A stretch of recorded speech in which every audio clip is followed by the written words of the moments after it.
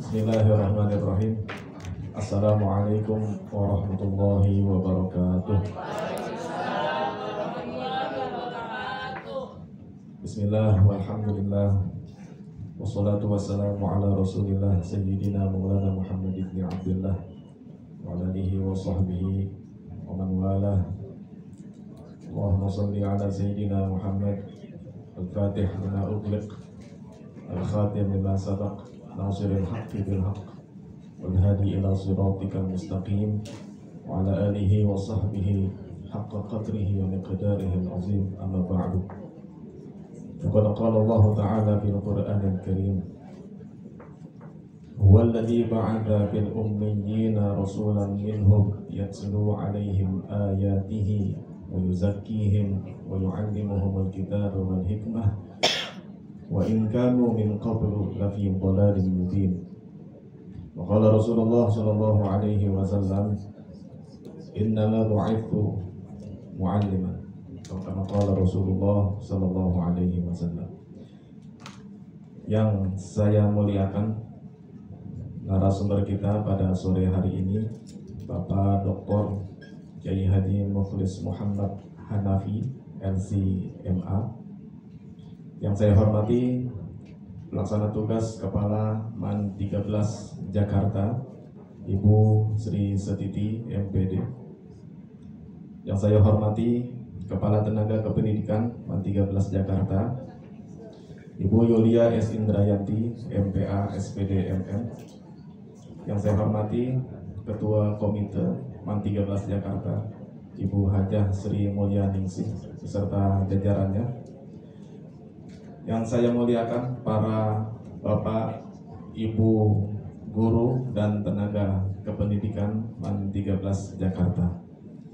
Alhamdulillah pada sore hari ini atas rahmat dan karunia dari Allah Subhanahu wa taala, kita semua masih diizinkan untuk sama-sama bisa berkumpul, bersilaturahim, bermusyawarah dalam rangka rapat kerja penyusunan program dari MAN 13 Jakarta yang kemudian akan diisi dengan kajian keislaman yang dalam hal ini mengangkat tema revitalisasi fungsi dan peran guru dan tenaga kependidikan, belajar dari Al-Quran, yang nanti akan disampaikan langsung oleh narasumber kita.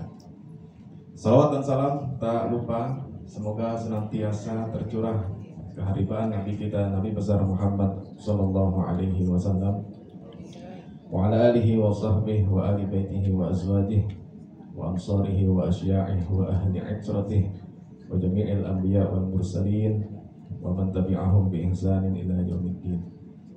Bapak Ibu yang saya hormati, sebelum narasumber menyampaikan paparannya, saya akan bacakan kurikulum vitae dari narasumber kita. Nama Dr. Kiai Haji Mukhlis Muhammad Hanafi LC.MA. Tempat tanggal lahir Jakarta 18 Agustus 1971.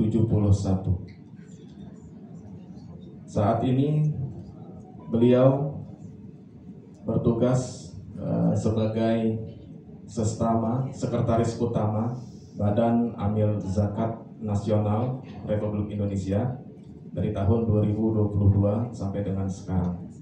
Beliau juga pernah menjadi Kepala LPMI, Lajnah Pentashihan Mushaf Al-Quran, Balitbang Diklat Kementerian Agama Republik Indonesia dari tahun 2015 sampai dengan tahun 2022. Saat ini beliau juga sebagai Direktur PSQ, Pusat Studi Al-Quran Jakarta, dan juga sebagai Direktur Majelis Hukama Muslimin Cabang Indonesia.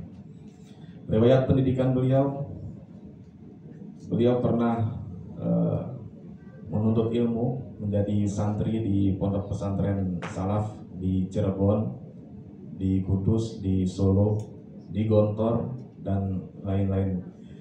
Kemudian lanjut studi beliau ke Universitas Al-Azhar Kairo di Mesir, kurang lebih 13 tahun setengah. Jadi beliau S1, S2, dan S3 di Al-Azhar Kairo. Kemudian kembali ke Indonesia pada tahun 2006 dengan konsentrasi program studi kajian tafsir dan ilmu Al-Quran. Dengan demikian maka aktivitas beliau selain di Basnas, beliau juga mengajar, menjadi dosen di beberapa perguruan tinggi, kemudian juga menjadi pengasuh majelis kajian tafsir di Masjid Istiqlal, kemudian di Masjid Agung Sunda Kelapa, di Masjid Raya Bintaro Jaya, dan sebagainya.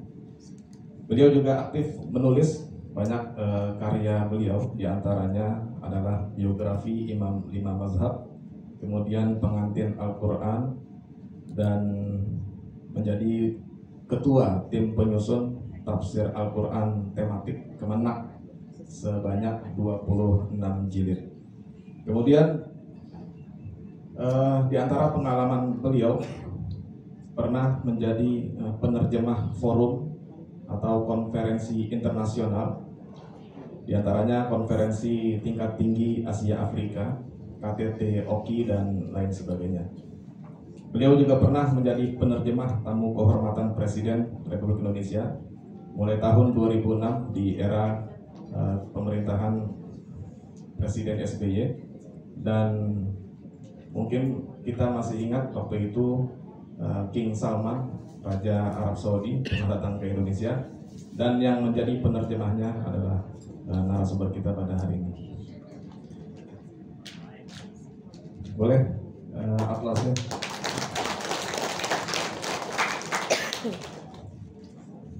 Baik, melihat pengalaman beliau sebagai penerjemah, saya jadi ingat dengan guru saya, almarhumlah Kiai Haji Siddiq Fauzi. Beliau sering cerita tentang salah satu tokoh namanya Dr. Nahrawi Abdul Salam. Beliau juga selalu mendampingi Presiden Soekarno pada saat itu untuk menjadi penerjemah dalam bahasa Arab. Bapak Ibu yang saya hormati, sebelum masuk ke materi, kurang afdol rasanya kalau tidak pantun.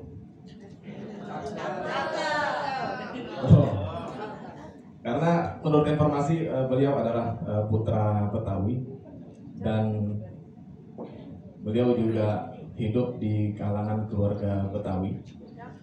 Dari menikah juga dengan keluarga ulah Betawi.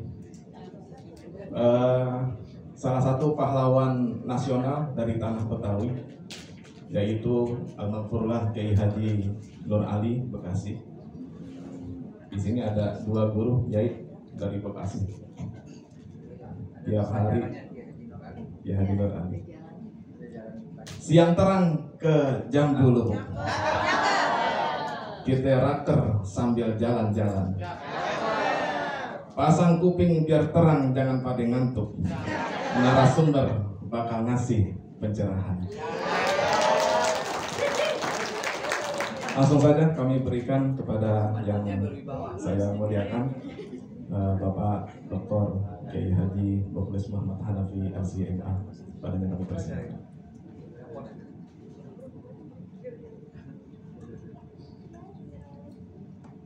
Bismillahirrahmanirrahim. Assalamualaikum warahmatullahi wabarakatuh.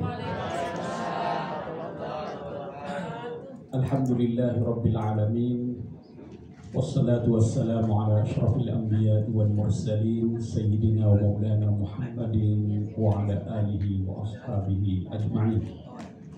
Allahumma salli ala sayyidina Muhammadin al-fatihi lima ughliq والخاتم لما سبق ناصر الحق بالحق والهادي إلى صراطك المستقيم وعلى آله حق قدره ومقداره العظيم. Yang saya hormati Ibu PLT Kepala Madrasah Aliyah Negeri 13, Ibu Kepala Tenaga Kependidikan MAN 13, Komite Sekolah ya, MAN 13, Bapak Ibu, guru, dan juga tenaga kependidikan di lingkungan Madrasah Aliyah Negeri 13 yang saya banggakan. Saya sangat berbahagia pada kesempatan sore hari ini dapat bersilaturahim dengan Bapak Ibu sekalian. Insya Allah dalam waktu 1 jam ke depan kita akan berbagi pengalaman, berbagi pengetahuan tentang apa yang menjadi perhatian kita bersama dalam meningkatkan kualitas pendidikan anak-anak kita ya. Saya ingin disclaimer terlebih dahulu di awal, saya bukan seorang motivator. Jadi ini bukan training motivator. Kalau dilihat dari CV saya tadi itu, saya tukang ngaji. Jadi sore ini kita mungkin lebih banyak ngaji saja. Nah, mudah-mudahan ya kalau dilihat dari latar belakang pendidikan saya, tafsir Al-Quran, tafsir dan ilmu-ilmu Al-Quran memang agak sedikit jauh dengan dunia pendidikan. Walaupun kita bisa berkata dalam Al-Quran itu ada sejumlah petunjuk isyarat tentang pendidikan. Tapi Al-Quran itu bukan buku pendidikan. Sama halnya di dalam Al-Quran itu ada tidak kurang dari 750 sampai 1000 ayat yang mengandung isyarat ilmiah, sains. Tapi Al-Quran bukan buku sains. Saya ketika di Lajnah Pentasihan itu menyusun 19 judul buku tafsir ilmi tentang penciptaan manusia dari perspektif Al-Quran dan sains, penciptaan alam semesta. Bahkan terakhir buku itu dikembangkan bukan hanya dalam bentuk film-film pendek yang kita sebarluaskan di YouTube, tetapi kita buatkan juga buku, apa istilahnya ya, buku bacaan tambahan lah untuk siswa-siswi Madrasah Aliyah yang kita beri judul Belajar Biologi Bersama Al-Quran. Itu sudah diterbitkan oleh Kementerian Agama, Lajnah Pentasihan Mushaf Al-Quran. Mungkin bisa minta ke Bu Eti itu ya, kita Belajar Biologi Bersama Al-Quran. Itu turunan dari buku-buku tafsir ilmi. Tapi kita tidak bisa berkata bahwa Al-Quran itu buku sains. Jadi sebenarnya pendidikan ini bukan cangkir kopi saya. Tetapi karena ada sejumlah ayat yang mengandung isyarat tentang pendidikan, maka barangkali sore ini saya akan berbicara tentang pendidikan dari perspektif Al-Quran. Menarik tadi ayat yang dibacakan oleh Setiase, surah Al-Jumu'ah ayat yang kedua. Ayat ini sebenarnya menegaskan tentang tugas dan fungsi seorang Rasul.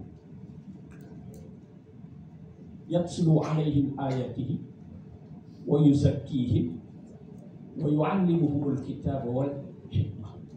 Di sini ada tilawah, ada tazkiyah, ada ta'lim. Ini 3 hal ini kan yang Bapak Ibu lakukan ya. Tazkiyah, pendidikan karakter, menanamkan integritas, mengajarkan, membacakan, menuntun, membimbing. Ini tilawah, tazkiyah, ta'lim. Jadi sebenarnya tugas yang Bapak Ibu sekalian lakukan itu adalah tugas Nabi dan Rasul. Maka berbahagialah Bapak Ibu sekalian yang menjalankan fungsi seorang Nabi dan Rasul. Ini tidak berlebihan Pak, karena ada seorang sastrawan, penyair terkemuka asal Mesir, Syauqi, Ahmad Syauqi. Ahmad Syauqi ini yang syair-syairnya sering dinyanyikan Ummu Kulthum. Di antaranya yang paling populer itu adalah Wuli dan Huda. Yang kalau dulu orang Betawi itu kalau dengar radio At-Tahiriyah itu mesti itu lagu-lagu Ummu Kulthum, itu banyak yang liriknya ditulis oleh Ahmad Syauqi. Dia mengatakan begini, qum lil muallimi waffihi tabjila. Bangkitlah, berilah penghormatan kepada guru. Kadal muallimu an yakuna rasulah. Seorang guru itu hampir serupa dengan rasul. Ara'aita a'zama wa ajalla min alladhi yabni wa yunshi'u anfusan wa uqula. Adakah kau lihat, adakah kau dapati seorang yang lebih agung, yang lebih mulia daripada seseorang yang membangun dan membina jiwa dan akal? Kalau insinyur itu ahli konstruksi, membangun bangunan paling 20-30 tahun ketahanannya. Tapi seorang guru yunshi'u anfusan wa uqula, membangun jiwa dan akal. Ini tugas yang sangat mulia sekali. Dan Rasulullah itu sangat berbangga mengatakan dirinya, tadi disebut juga, innama bu'ithtu mu'alliman, sebagai seorang guru. Ini kan ceritanya dulu ketika Nabi masuk ke dalam masjid, mendapati sekelompok orang sedang berzikir, yang lain sedang mengkaji, melakukan kajian.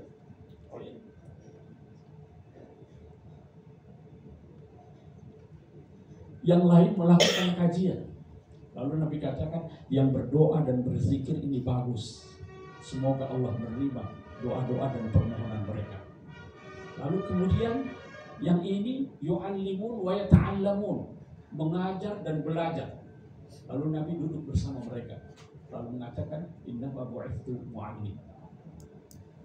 Jadi lebih mulia dari yang majelis-majelis zikir tadi.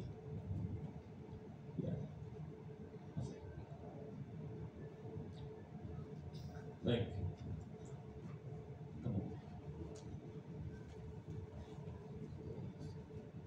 Nah, Rasulullah sebagai seorang guru itu tidak diragukan lagi. Kita bisa lihat hasilnya itu dari para sahabat yang sangat tangguh sekali. Yang dalam Al-Quran dikatakan radhiyallahu anhum wa radu anhu. As-sabiquna al-awwaluna minal muhajirina wal ansar walladzina ittaba'uhum bi ihsanin radhiyallahu anhum wa radu. Itu hasil didikan Rasulullah. Sehingga ada seorang ulama yang namanya Al-Qarafi, dia mengatakan begini, "Lau lam yakun li Rasulillahi mu'jizatun illa ashabahu lakafahu." Sekiranya Rasulullah itu tidak punya mukjizat yang lain sebagai bukti kenabiannya dan hanya punya para sahabatnya saja, itu sudah cukup sebagai bukti bahwa beliau sebagai seorang nabi yang diutus oleh Allah Subhanahu wa taala dan berhasil mendidik generasi yang sangat tangguh sekali.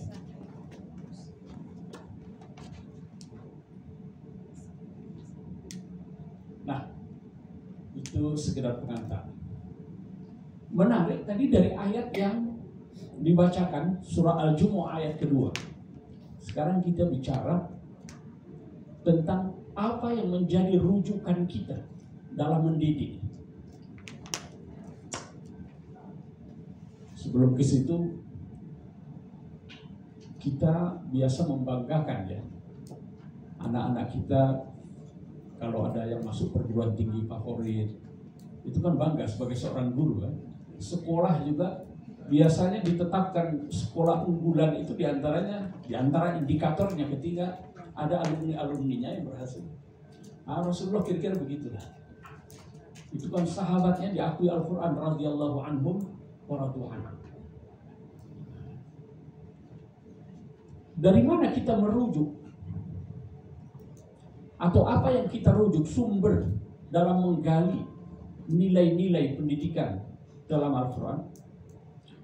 Dalam ayat tadi itu dikatakan huwallazi ba'atsa fil ummiyina rasulan minhum. Dari kata minhum.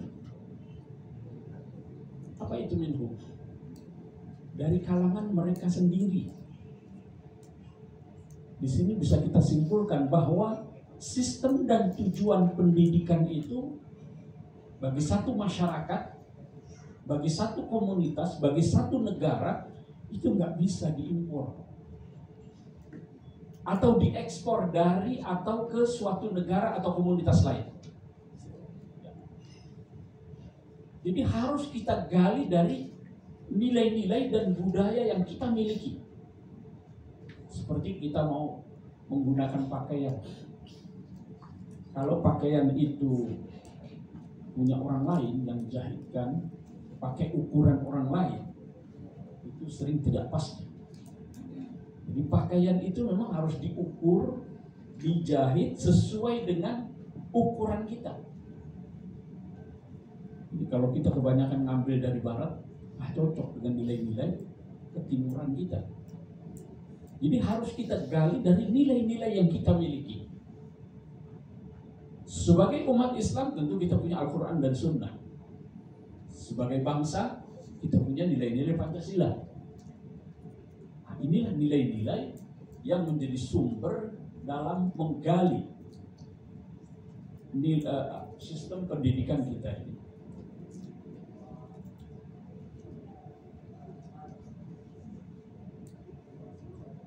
Bisa.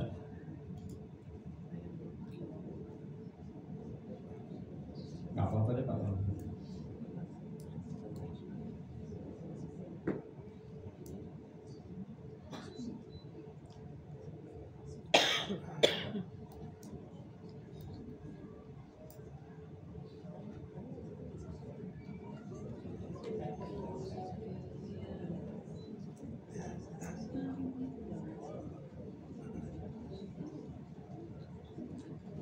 Atau ada komputer yang bisa tadi? Filenya kan bisa di ini.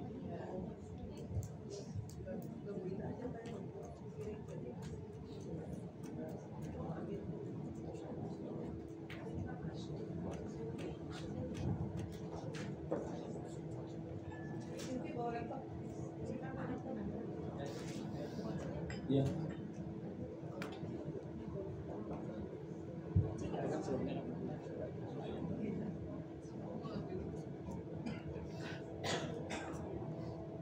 Baik, kita lanjut ya. Sekarang kita lihat ya definisi pendidikan kita ya, dalam Kamus Besar Bahasa Indonesia saja yang umum ini. Sebelum nanti kita merujuk kepada pandangan para pakar di bidang pendidikan, itu hampir sepakat bahwa yang namanya pendidikan itu adalah proses mengubah sikap atau tata laku seseorang. Ini sepakat. Definisi para ahli termasuk yang dikemukakan oleh Ki Hajar Dewantara, memajukan budi pekerti, pikiran dan jasmani anak-anak. Itu kalau kita lihat definisi pendidikan. Nah, dalam Al-Quran itu salah satu judul tafsir tematik yang kita susun 26 jilid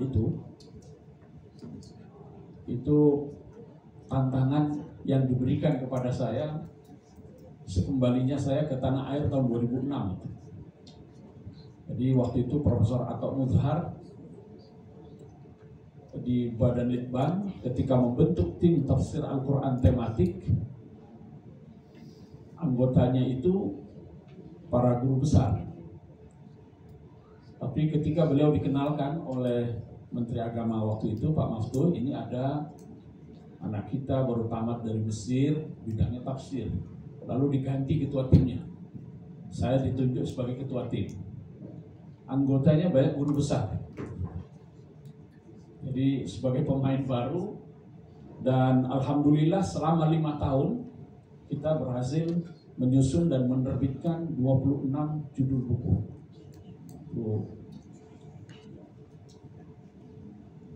Kalau kita lihat di situ ada satu buku tentang pendidikan generasi muda.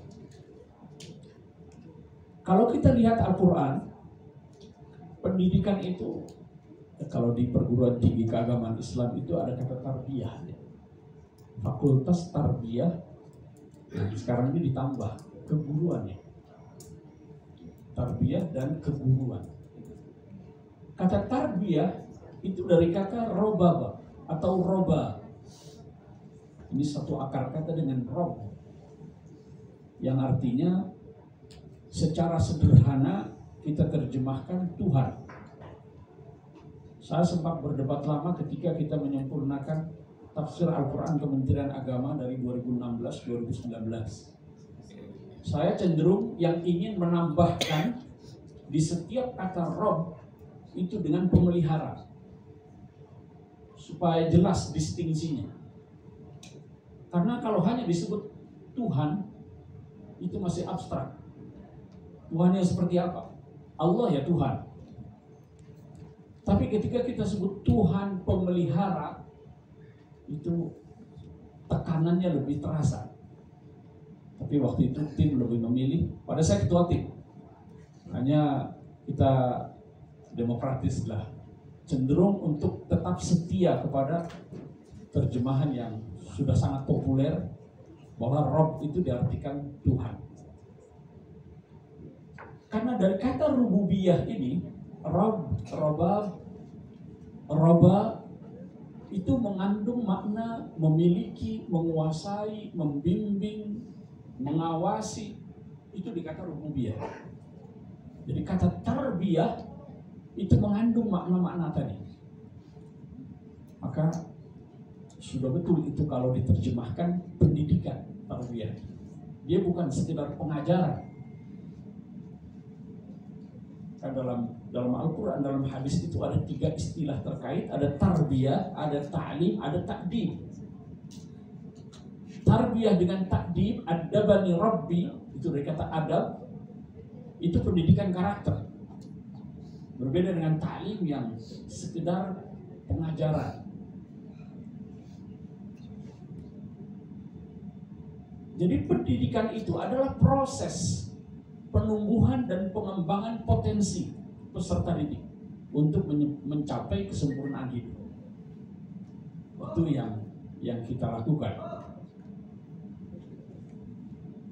Begitu juga kata ta'dib atau adabani. Ini dari kata adab, akhlak mulia atau akhlak terpuji. Jadi ta'dib itu juga adalah proses pembentukan karakter, proses pembentukan akhlak mulia dalam diri peserta didik. Jadi saya kira pengertian-pengertian yang standar dulu sebelum nanti kita masuk kepada tantangan kita sebagai guru di era sekarang ini. Tujuan pendidikan dalam Al-Quran itu kemana sih arahnya? Saya kutipkan ayat dalam surat Ali Imran ayat 79 yang menyatakan, maka li basharin an yu'tiyahu Allahul kitaba wal hukma wan nubuwwata thumma yaqulu lin-nasi kunu ibadan li min dunillah. Di sini, walakin kunu rabbaniyina bima kuntum tu'allimuna al-kitaba wa bima kuntum tadrusun. Di sini kata rabbaniyin diartikan pengabdi Allah. Menurut saya ini ya kurang begitu menggambarkan ya pesan yang sesungguhnya. Nanti saya ajak Bapak Ibu sekalian untuk melihat yang ada dalam tafsir Ar-Razi salah satunya.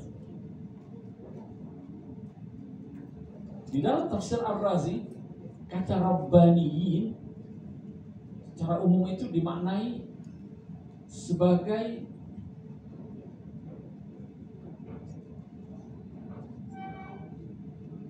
ini, seseorang yang ikhlas dalam beribadah kepada Allah, bertakwa, mawas diri dalam berbicara dan bertindak, memadukan antara ilmu dan amal serta mengabdikan dirinya untuk mengajarkan sesuatu yang bermanfaat. Jadi di sini ada paling tidak ada beberapa pengertian.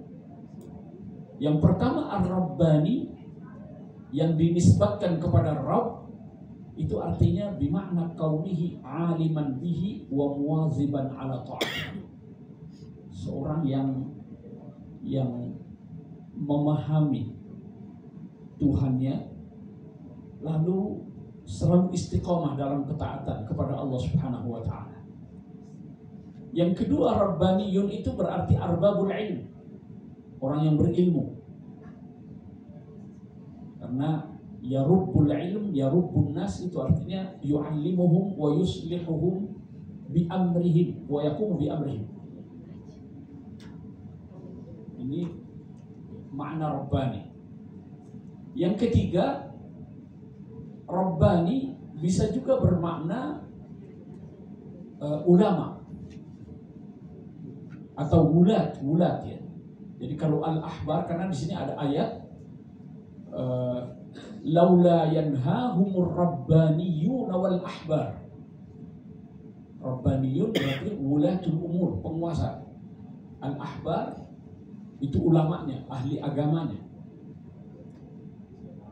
Kemudian yang keempat, ada yang mengatakan kata Rabbani ini berasal dari bahasa Suryani atau Ibrani.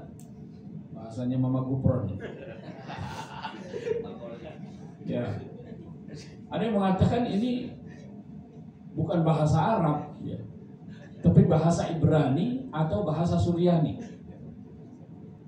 yang menunjukkan makna manusia yang berilmu dan beramal atau mengamalkan apa yang diketahuinya dan menyibukkan dirinya dengan mengajarkan jalan kebaikan.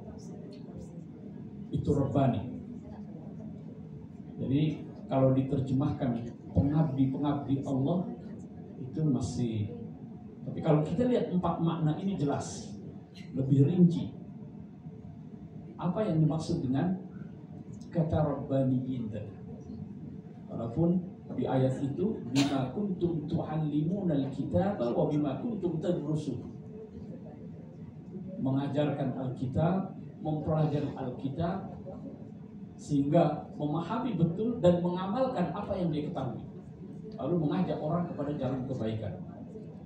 Kan itu sebenarnya yang kita inginkan ya, agar anak-anak didik kita ini memang betul-betul menjadi anak-anak yang berintegritas, dekat dengan Tuhannya, berilmu, beramal, lalu mengajak orang kepada kebaikan.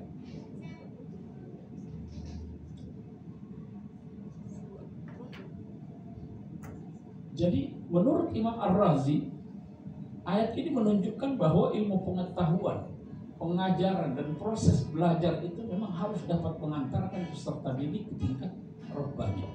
Kalau tidak, akan sia-sia. Seperti seorang yang menanam pohon yang indah dipandang mata tapi tidak berbuah. Nah, ini kesimpulan Imam Ar-Razi. Dallatil ayat ala anna al-ilma wa ta'lim wa dirasah tujibu kaunal insani rabbaniyan. Jadi pengajaran, belajar itu harus mengantarkan seseorang menjadi rabbani. Faman ishtaghala bit-ta'allumi wa ta'lim, orang yang menyibukkan dirinya dengan belajar, dengan mengajar, la li hadzal maqsud, tidak untuk tujuan ini, doa sa'yuhu wa khaba 'amaluhu, itu hanya sia-sia saja. Wa kana mithluhu mithla man gharasa syajaratan hasna muniqatan bi manzariha wa la manfa'ata li thamariha. Itu perumpamaannya seperti orang yang menanam pohon yang indah dipandang mata tapi tidak berbuah, tidak bisa dinikmati. Na'udzubillahi min 'ilmin la yanfa' wa qalbin la yakhsha. Kalau lihat sini berat juga kita jadi guru ya.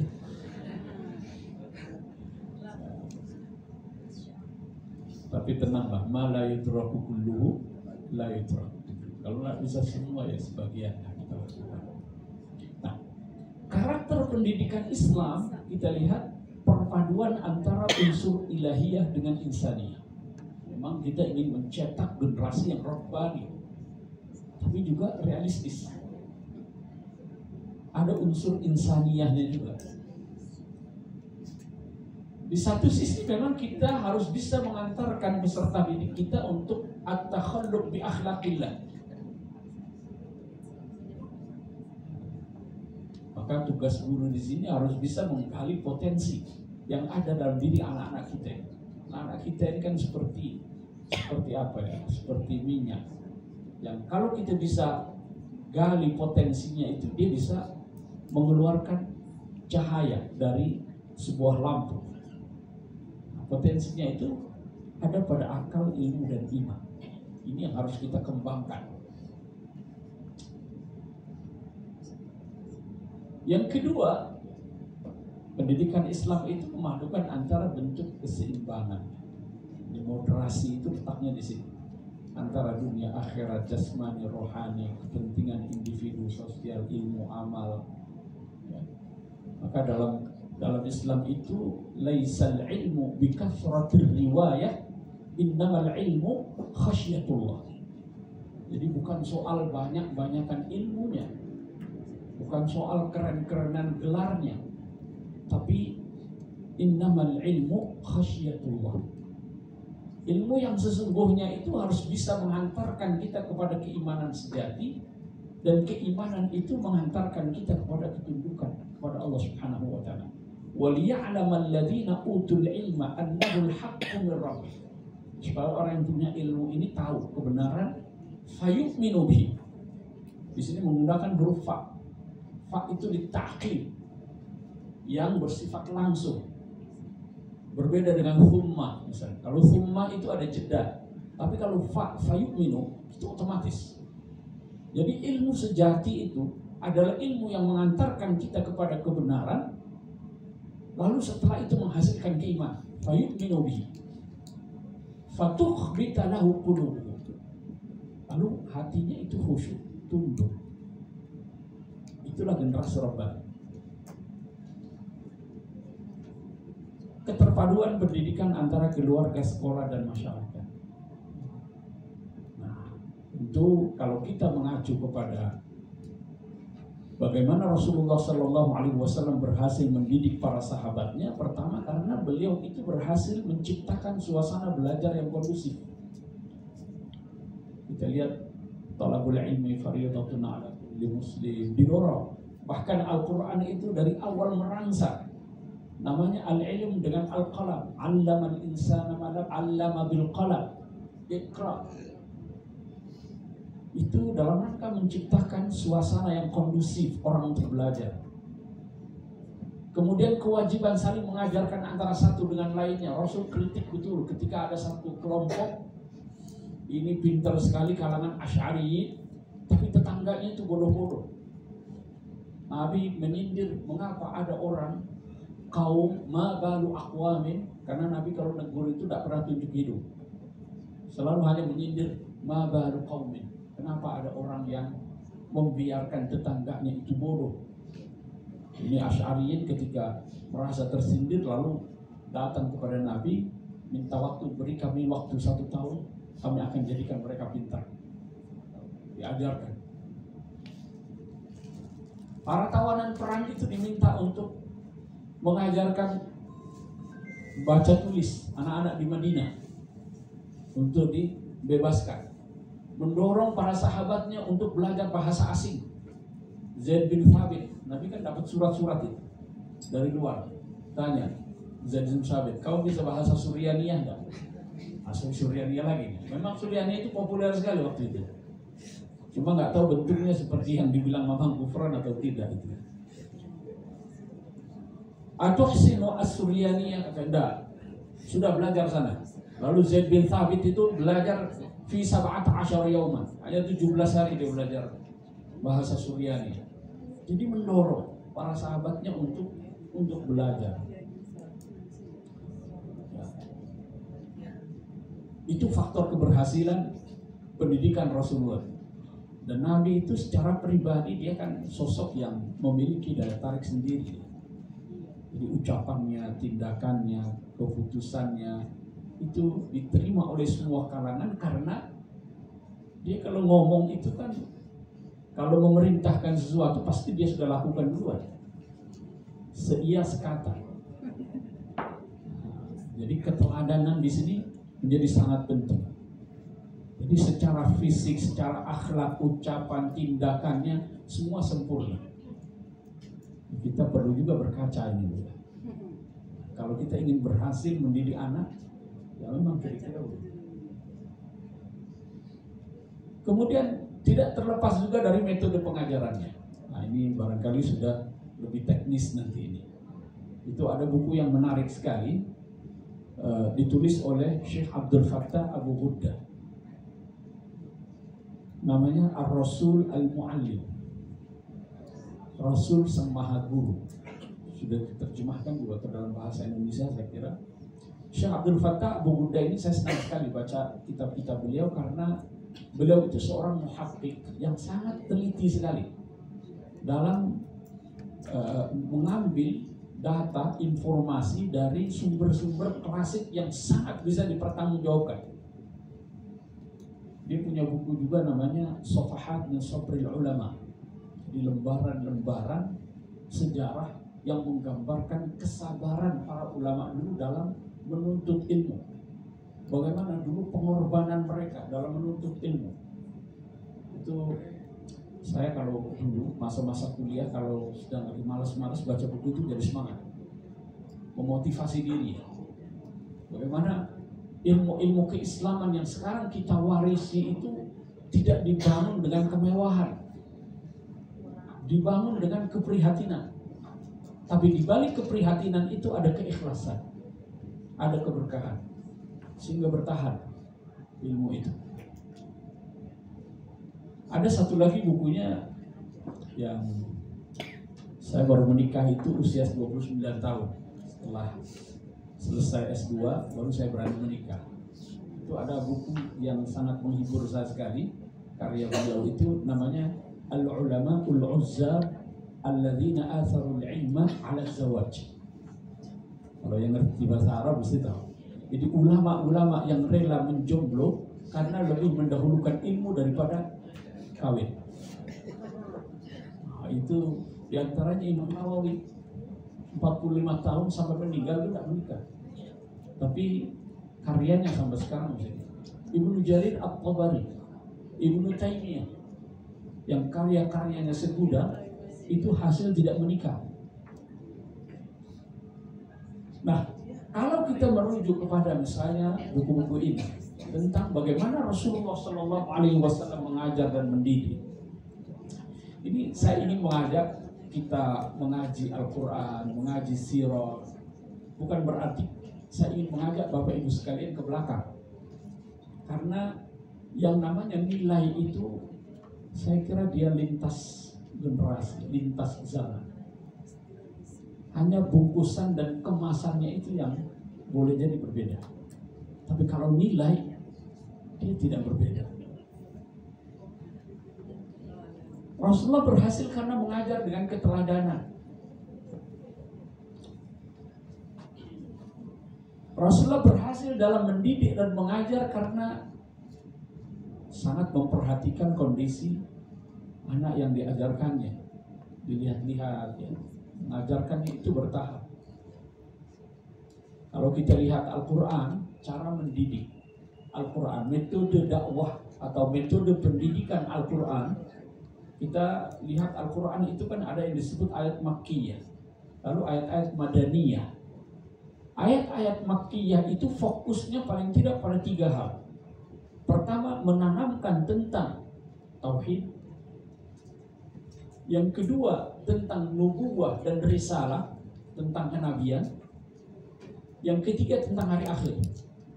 Belum ada soal hukum-hukum, halal haram belum ada. Mengapa? Karena ini dulu yang ditata, keyakinannya, keyakinan tentang Allah yang menjadi sumber asal mereka, dan keyakinan tentang kemana nanti mereka akan berakhir, hari akhir. Al-Mabda' wal-Ma'ad. Kemudian satu lagi, karena Allah memberikan tuntunan melalui seorang nabi dan rasul, maka harus ditekankan keimanan tentang wahyu, tentang risalah, tentang kenabian, sebagai orang yang menjadi utusan Allah membawa pesan-pesan ilahi. 3 hal ini dulu. Belum ada halal dan haram. Maka kalau dalam dakwah kita ini sedikit-sedikit haram, sedikit orang lari, kan direbut dulu hatinya. Ya.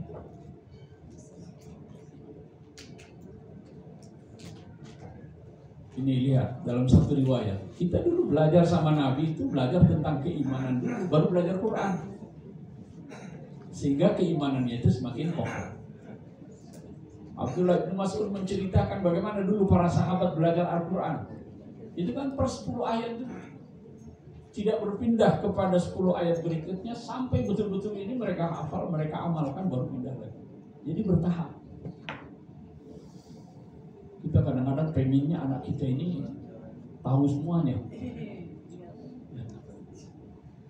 pengen pintar semuanya, akhirnya nggak dapat semuanya. Kita juga harus mempertimbangkan prinsip keseimbangan, menghindari kebosanan. Dulu Nabi itu ngajar juga waktunya lihat-lihat, kemudian ya lihat kondisi orangnya juga.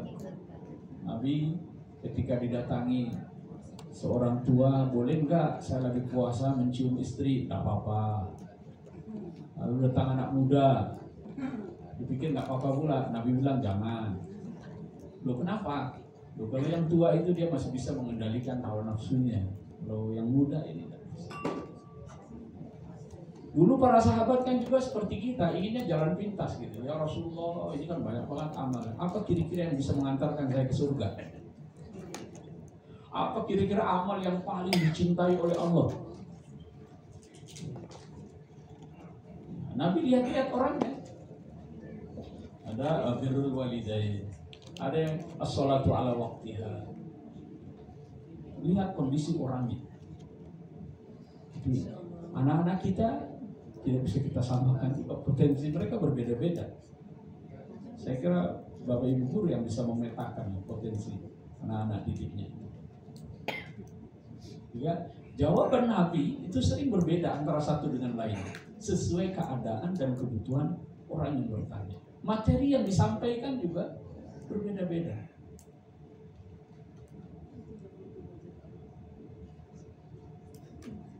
Menggunakan metode dialog dan tanya jawab ya. Ini juga Nabi kalau kita lihat ya, bagaimana mengajak para sahabatnya itu untuk berpikir, tidak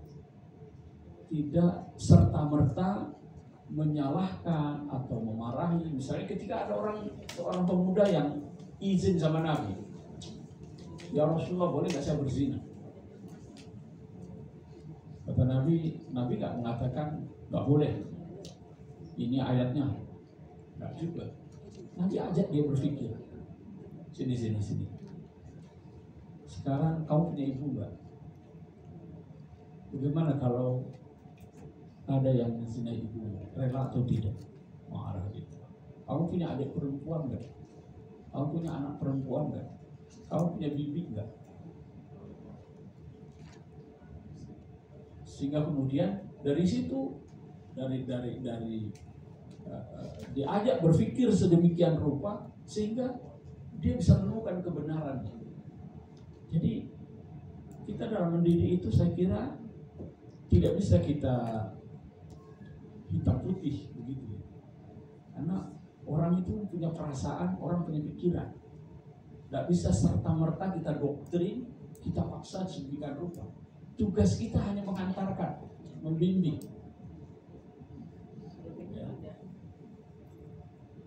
Ya kadang-kadang kita sebagai guru ini terlalu ambisius juga. Kita ingin bikin anak kita ini pintar, bikin anak kita ini.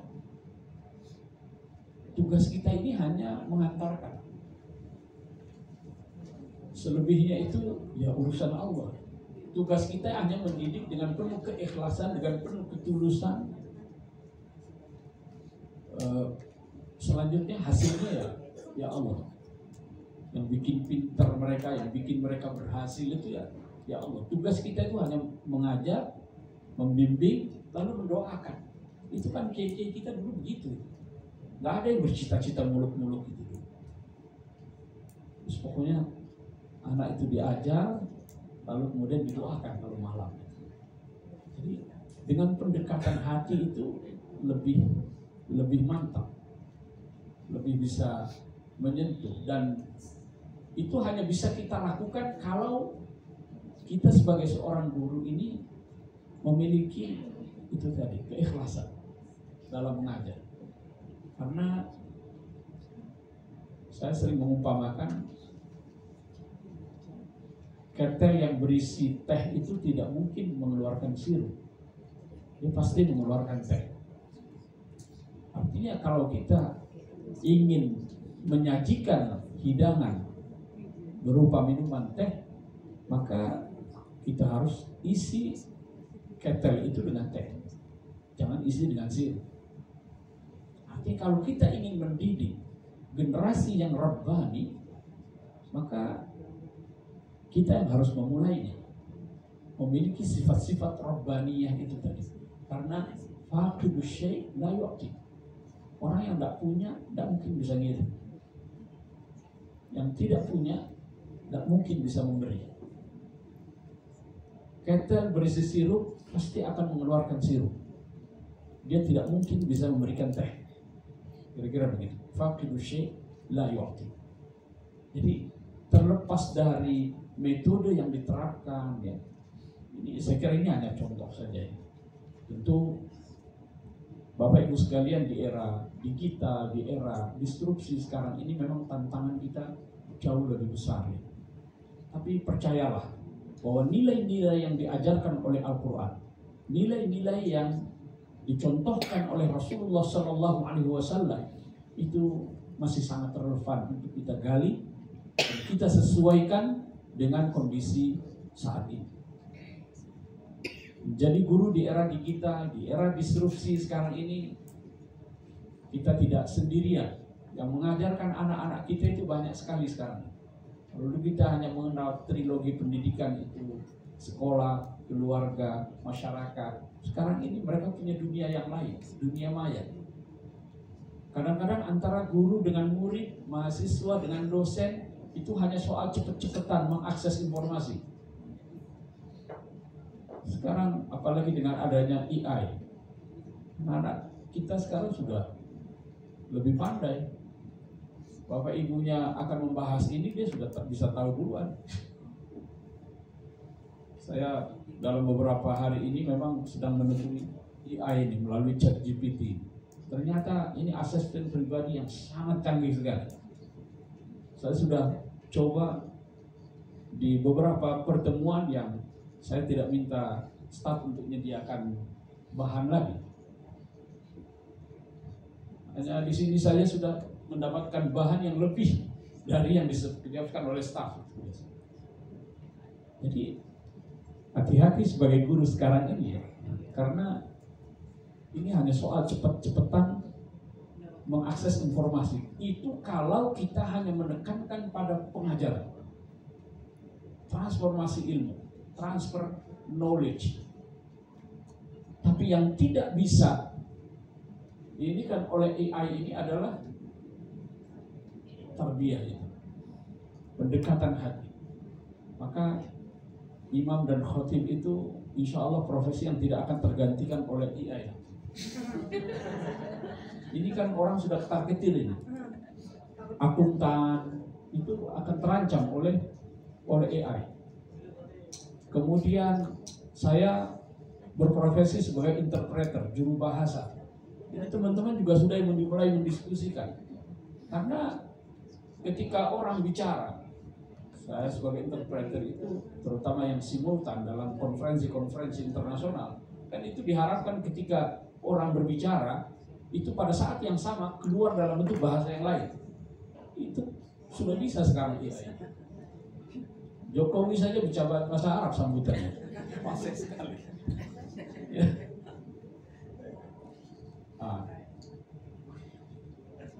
Kemudian banyak profesi nanti yang akan gulung tikar.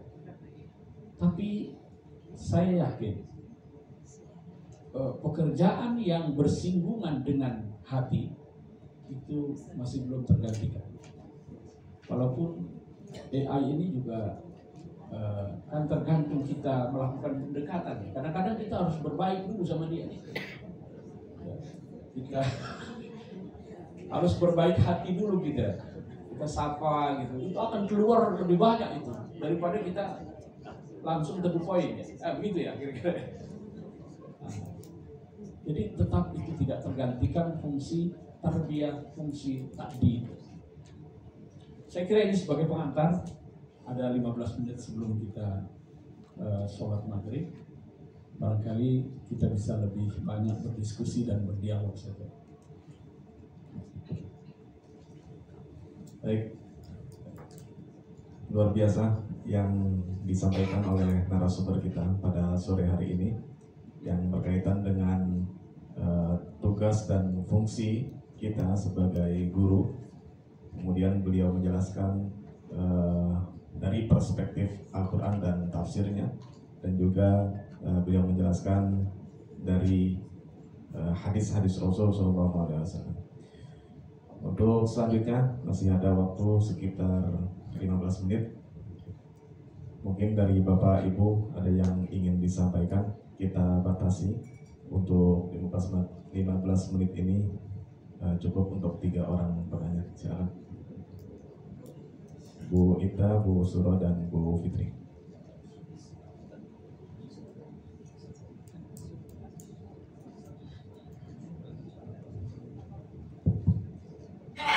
Bismillahirrahmanirrahim. Assalamualaikum warahmatullahi wabarakatuh. Terima kasih kepada moderator. Ustadz, ada beberapa hal yang ingin saya sampaikan. Di dalam Al-Quran itu hanya ada isyarat tentang pendidikan. Sedikit sekali, mungkin tidak ada ayat-ayat yang berbicara secara langsung tentang pendidikan. Tapi setelah kita breakdown ke bawah, perkataan-perkataan para ulama gitu ya tentang pendidikan yang bersumberkan dari Al-Quran itu luar biasa. Dan sangat menampar saya ketika tadi saya mendengarkan bahwa pendidikan itu harus mampu mengantarkan seseorang itu menjadi roban. Jika tidak, maka pendidikan itu sia-sia. Pertanyaan saya, yang pertama, bagaimana jika guru tersebut belum menjadi roban? Usaha-usaha apa yang harus dilakukan agar guru tersebut bisa menghasilkan generasi atau peserta didik yang roban? Yang kedua, di era disrupsi ini kadang-kadang kualitas pendidikan itu ditentukan hanya dan hanya prestasi akademik dan non-akademik. Kurang menitik beratkan pada pendidikan karakter, ya. Walaupun bunyi dari kurikulum Merdeka dengan penguatan proyek profil pelajar Pancasila itu nomor 1 adalah religius. Tapi kadang itu termarginal, tidak mengangkat. Yang terangkat justru bagaimana gotong royongnya, mandirinya, dan lain sebagainya. Walaupun itu baik. Bagaimana sikap kita menghadapi ini? Lalu yang ketiga yang ingin saya tanyakan, bagaimana kita ya sebagai saya kebetulan bergelut di bidang kesiswaan yang berhadapan langsung dengan peserta didik. Gen Z ini loh, Ustaz, ya, yang mereka itu punya karakter tidak terlalu mereka itu karakternya adalah harus logis. Sesuatu itu harus logis. Ini mengarah akhirnya mereka itu segala sesuatu itu harus tidak bisa abstrak, harus real. Saya khawatir ini lama-lama generasi kita terseret kepada tidak percaya kepada hal yang gaib. Nah, ini sebuah keprihatinan sendiri bagi kami sebagai seorang. Demikian saja pertanyaan ataupun keprihatinan dari saya sebagai seorang pendidik. Terima kasih. Assalamualaikum warahmatullahi wabarakatuh. Ditampung dulu ya. Lanjut pertanyaan dari Bu Ita. Silakan.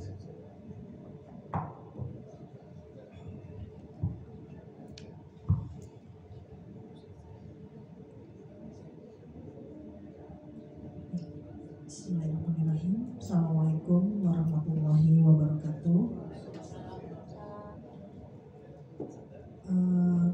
Yang ingin saya sampaikan adalah pertanyaan terkait dengan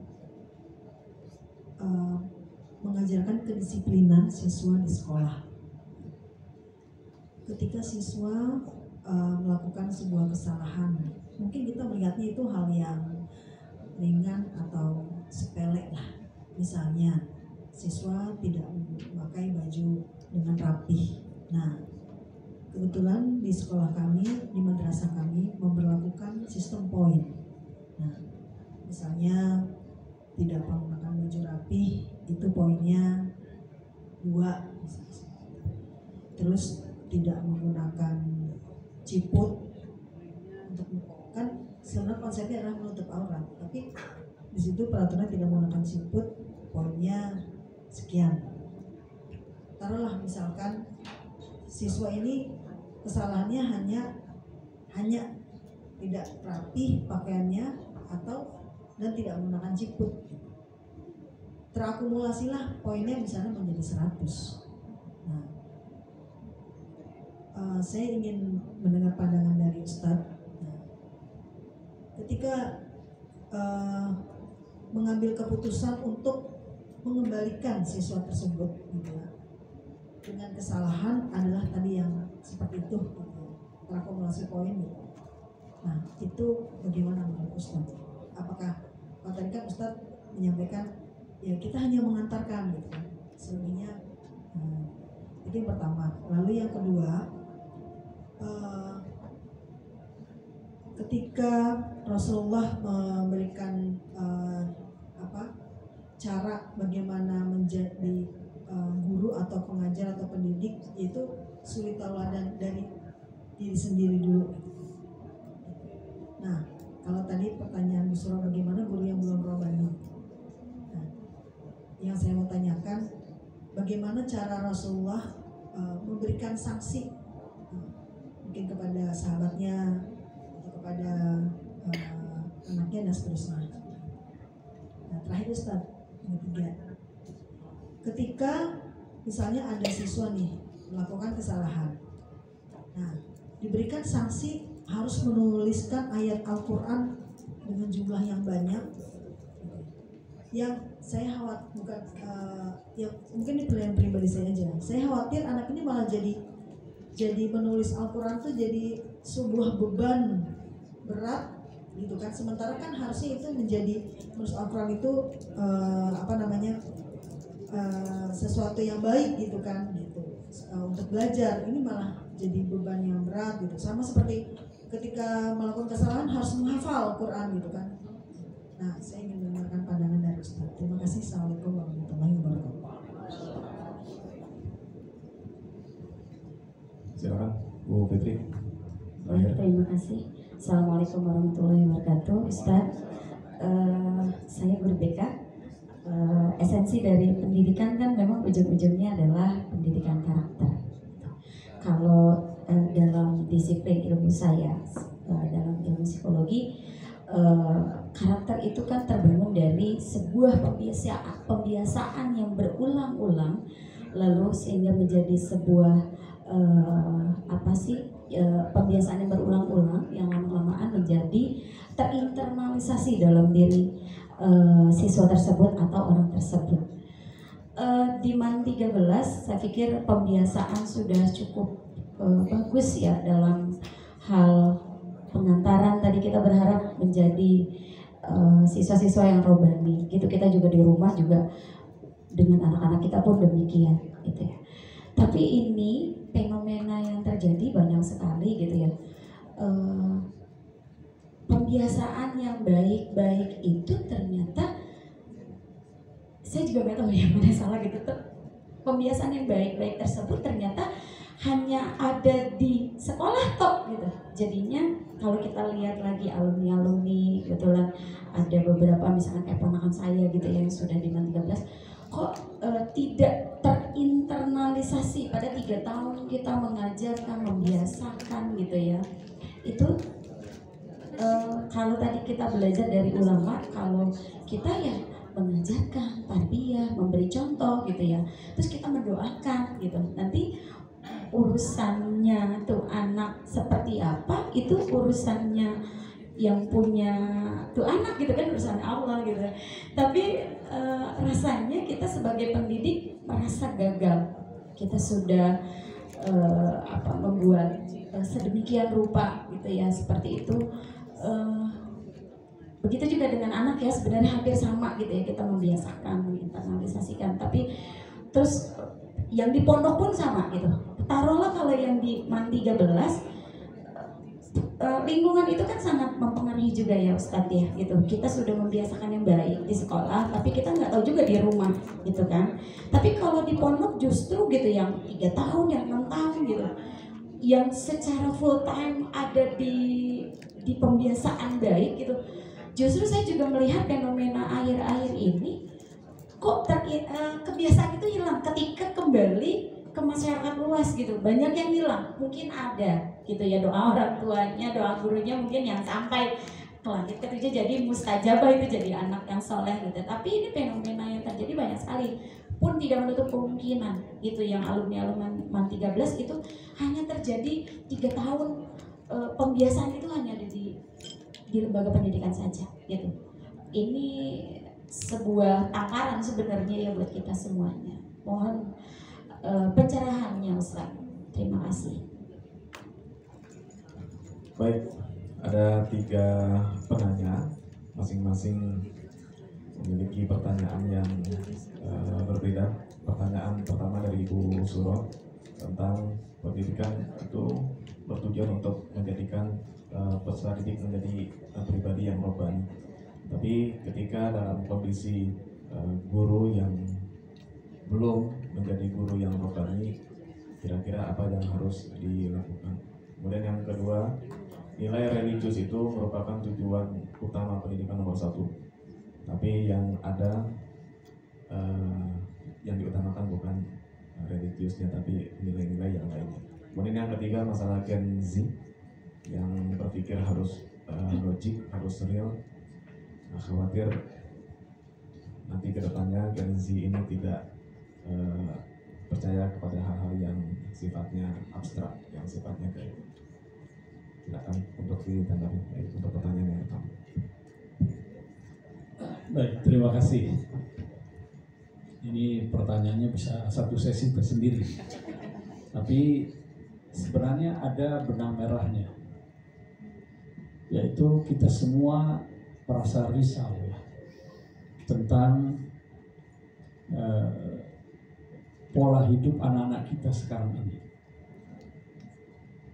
terutama anak-anak generasi Z yang karakternya itu berbeda dengan ketika kita dulu. Setiap zaman mesti ada tantangannya. Saya yakin tantangan itu bisa diselesaikan oleh orang pada zamannya.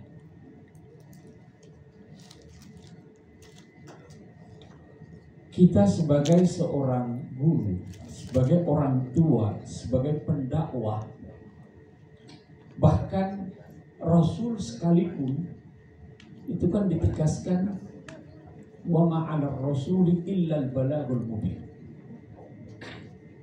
Hanya sekedar al-balag, hanya menyampaikan dengan cara-cara yang terbaik, bil hikmah wal mau'izatil hasanah wajadilhum billati hiya ahsan. Tugas kita hanya sampai di situ. Lasta alaihim bimusaitir. Tak bisa kita mengendalikan orang, menguasai akal dan pikiran orang, itu tidak bisa. Maka Nabi pun, Allah pun menghibur Rasulullah ketika pamannya sendiri itu tidak ikut bersamanya. Innaka la tahdi man ahbabta walakin Allah yahdi man yasha. Jadi tugas kita itu hanya ud'u ila sabili rabbika bil hikmah wal mau'izatil hasanah wajadilhum billati hiya ahsan. Tentu dengan cara-cara yang Al-Quran ajarkan, yang Rasulullah terapkan, dengan cara yang kasih sayang, dengan cara yang lemah lembut. Fabima rahmatin minallahi linta lahum walau kunta fazzan ghalizal qalbi lan faddu min hawlik. Ini kan pendekatan hati yang lembut, penuh kasih sayang. Kadang-kadang kita nggak sabaran, ini segera benar. Karena itu, sehingga kita tidak sabar. Ya. Padahal ini muaranya, suara yang keluar dari hati itu akan mudah diterima oleh hati. Sebenarnya kuncinya dari sini. Memang kalau mau dibuat turunannya, variabelnya, indikatornya, memang ini tugas Bapak Ibu sekalian. Seperti dalam pertemuan yang difasilitasi oleh GTK itu, sekarang tantangan kita kalau kita bersepakat bahwa tujuan pendidikan kita itu harus bisa menghasilkan generasi Rabbani, mari kita buat turunannya, indikatornya nih, Rabbani seperti apa. Sehingga sekarang ini kan tutupnya segala sesuatu harus terukur nih, parameternya itu. Nah, ini tugas kita merumuskan.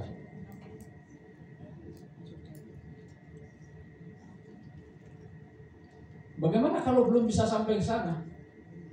Ya, la yukallifullahu nafsan illa wus'aha. Kita hanya ditugaskan untuk melakukan, memberikan yang terbaik. Memang sekarang ini bukan hanya Gen Z ya, tapi manusia modern sekarang ini. Pernah baca tulisan Denny J.A. beberapa tahun yang lalu, bahwa tantangan agama sekarang ini adalah menghadapi sekularisme dan rasionalitas kayak tadi. Itu bergeser orang sekarang pemahamannya tentang agama, karena semakin rasional kehidupan manusia modern sekarang ini. Kembali lagi kepada nilai-nilai agama. Jadi sehebat apapun terpaan itu, kalau akarnya itu menghunjam ke dalam, dia tidak akan goyah. Maka pendidikan karakter yang Rabbani tadi, kalau itu tertancap ke dalam, itu akan sehebat apapun nanti terjangan angin ataupun ombak, dia nggak akan goyah di bawah.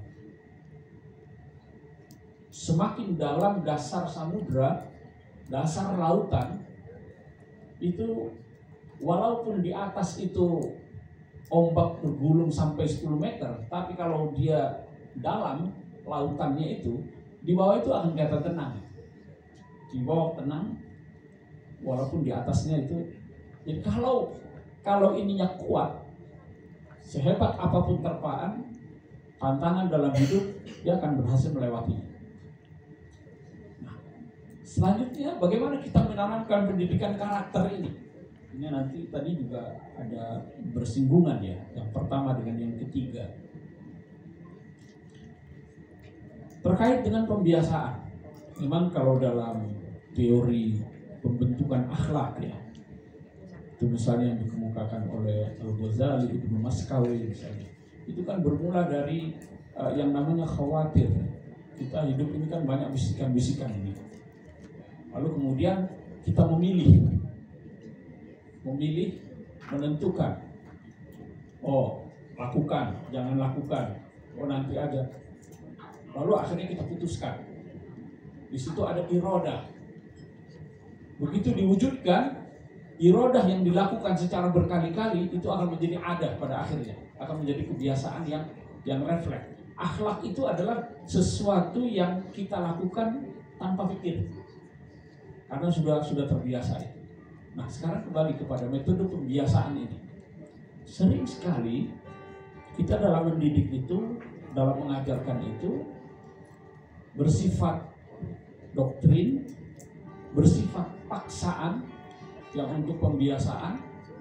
Saya hidup di pesantren 6 tahun itu yang penuh dengan pendisiplinan yang dengan paksaan. Saya di Pondok Modern Gontor itu hidupnya dengan lonceng, dengan bel, semua diatur dengan itu. Terlambat sedikit itu kena hukuman.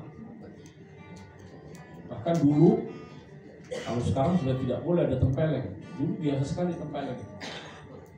Bahkan saya satu kamar dengan bagian keamanan di pengurus OPPM dulu, organisasi pelajar Pondok Modern, itu sampai ada yang disediakan pakai sarung tinju mukulnya. Zaman itu masih begitu. sekarang sudah tidak boleh.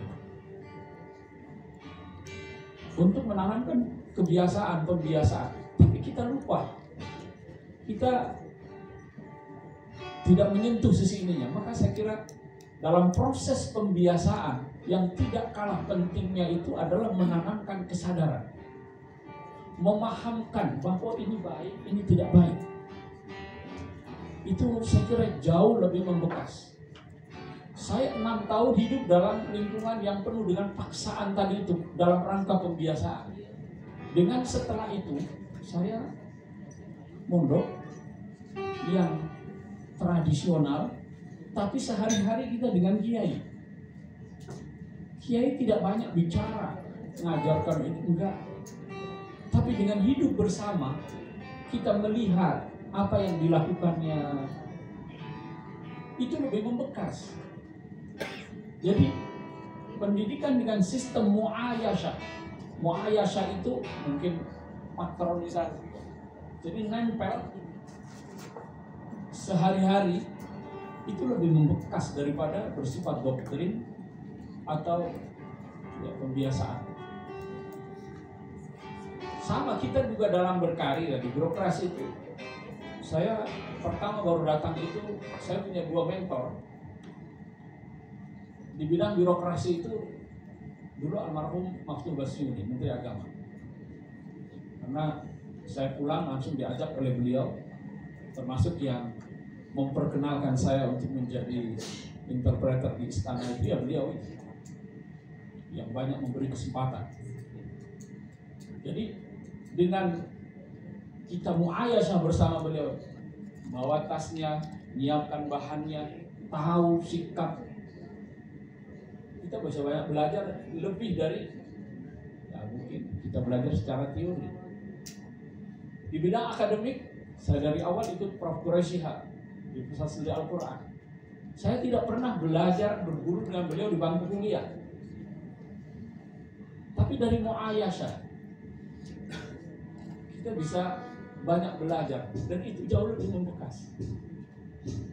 Jadi mungkin Bapak Ibu sekalian bisa menciptakan suasana yang kondusif bagi anak-anak itu untuk belajar bukan hanya pengetahuan, tapi juga bagaimana mereka melihat keseharian guru-gurunya, lingkungan di sekolah. Saya kira itu akan jauh lebih membekas. Pembiasaan dengan apakah itu dengan poin, apakah dengan hukuman, itu bagus, tapi akan lebih bagus lagi kalau disertai dengan membangun kesadaran. Karena disitulah rohnya. Pendidikan Islam itu sudah lama kehilangan rohnya.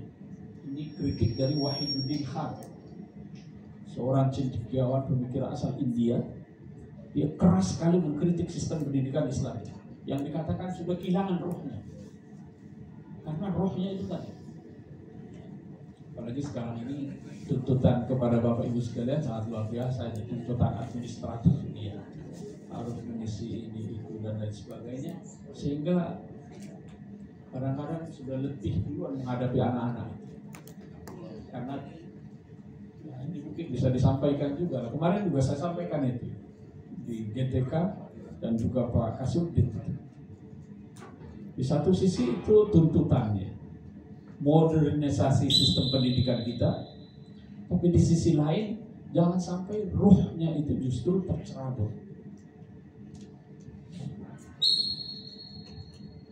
Jadi tarbiyah ruhiyahnya.